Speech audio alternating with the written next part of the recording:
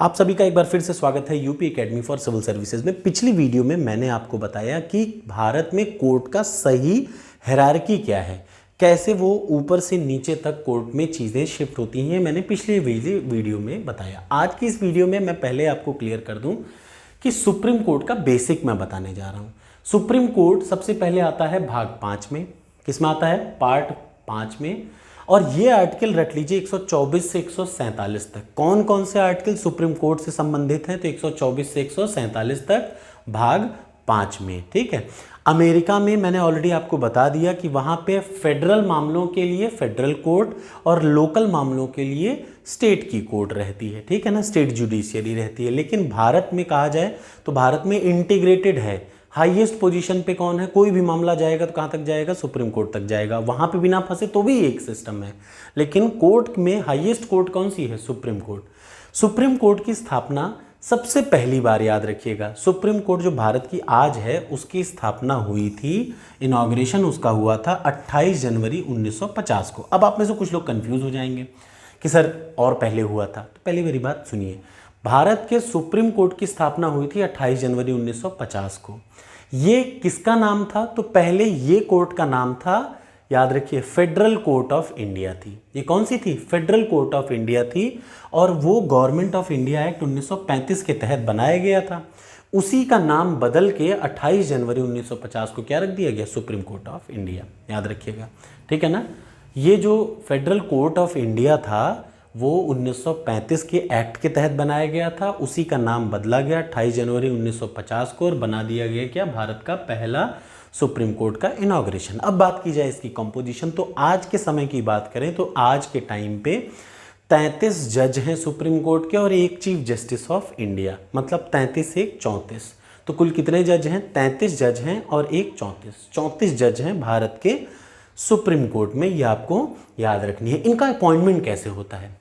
जो भारत के supreme court के सभी, अब ये एक गौरतलब बात है, यहाँ पे आपको याद रखना होगा, भारत के सुप्रीम कोर्ट के सभी जज, वहाँ के चीफ जस्टिस, सभी हाई कोर्ट के सभी जज, याद रखिएगा, भारत के सुप्रीम कोर्ट के सभी जज और सुप्रीम कोर्ट के चीफ जस्टिस।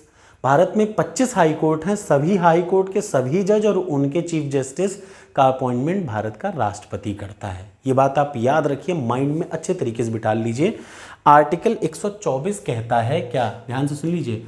आर्टिकल 124 बताता है सुप्रीम कोर्ट के जजों की नियुक्ति और आर्टिकल 217 बताता है हाई कोर्ट के जजों की नियुक्ति। लेकिन दोनों नियुक्ति करता कौन है? राष्ट्रपति ही करता है। ये इसमें इंपॉर्टेंट बात है, ठीक है। तो अब ये तो हो गया राष्ट्रपति करता है। अब एक और जरूरी बात, राष्ट्रपति क्या करता है? जब भी मुख्य न्यायाधीश की नियुक्ति, याद रखिए, राष्ट्रपति द्वारा की जाती है। सर्वोच्च न्यायालय और उच्च न्यायालय के ऐसे न्यायाधीशों से परामर्श की जाती है। अब याद रखिए, यहाँ पे परामर्श, जो कंसल्टेशन आप देख रहे हैं ना, राष्ट्रपति कोई भी नियुक्ति की बिना किसके नहीं कर सकता? बिना परामर्श के नहीं कर सकता। सारे जजों का अपॉइंटमेंट होता है राष्ट्रपति से। चीफ जस्टिस को भी राष्ट्रपति अपॉइंटमेंट करता है, लेकिन उसको अपॉइंटमेंट करते समय क्या करता है? कंसल्टेशन या फिर क्या करता है? परामर्श लेता है सुप्रीम कोर्ट के जजों से और हाई कोर्ट के जजों से भी, अगर वो ऐसा चाहे तो। और ये परामर्श एक इंपॉर्टेंट है, याद रखिए। ये कंसल्टेशन पे मतलब एक दो बार नहीं, 3 बार इस पे मीटिंग बिठा ली गई जजों की। तो अभी मैं आगे इसके बारे में बताता हूं आपको, ध्यान से सुनिए। फिलहाल के बारे में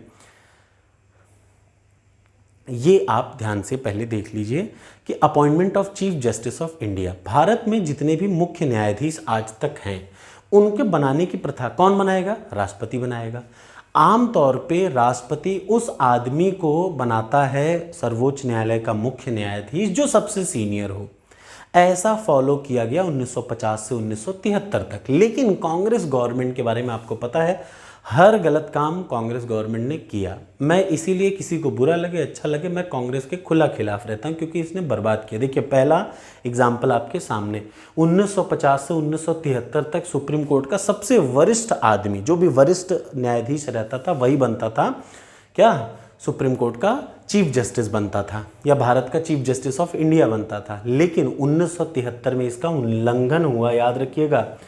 जब हुआ जब एएन रॉय को जो है एएन रॉय को अपॉइंट कर दिया गया चीफ जस्टिस को इनसे सीनियर आदमी को हटा के। मतलब पहली बार 1973 में सीनियर को रखने की परंपरा तोड़ के गवर्नमेंट ने किसको अपॉइंटमेंट कर दिया, एएन रॉय को अपॉइंटमेंट कर दिया। एक बार फिर से 1977 में ही बेग एमयू बेग को अपॉइंटमेंट कर दिया गया इनसे सीनियर आदमी को स्किप करके। तो ये मैटर गड़बड़ा है ना।